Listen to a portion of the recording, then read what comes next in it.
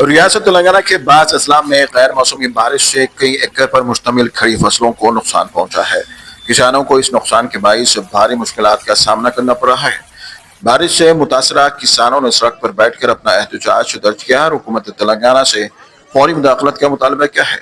उनका कहना है कि मुतासरा फसलों का फौरी सर्वे किया जाए, हुकूमत मुआवजे का ऐलान करे, भीगी हुई धान को फौरी खरीदा जाए, खरीदारी मराकज पर सहूलियात फराम की जाए। किसानों का ये भी कहना है कि वो पहले ही कर्जों के दबे हुए हैं और हुकूमत ने फौरी इकदाम न किया तो उनके मसाइल में मजीद इजाफे का सबब हो सकता है।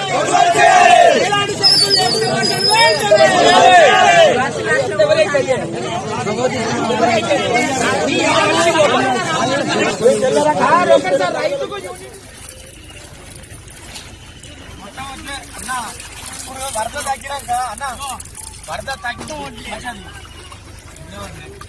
అన్న ఆ రైతుల పరిస్థితి ఇది ఇంత మోకల వంటి వరదల కొట్టుకుపోతున్నాయి. కనీసం వీటికి సెక్యూరిటీ లేకుండా పోయింది. ఇంత దారుణంగా కొట్టుకుపోతుంది. ఇక్కడ ఓట్లే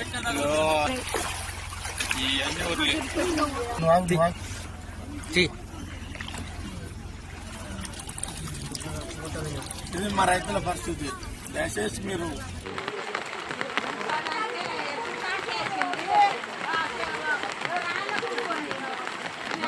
पर्दा लेता है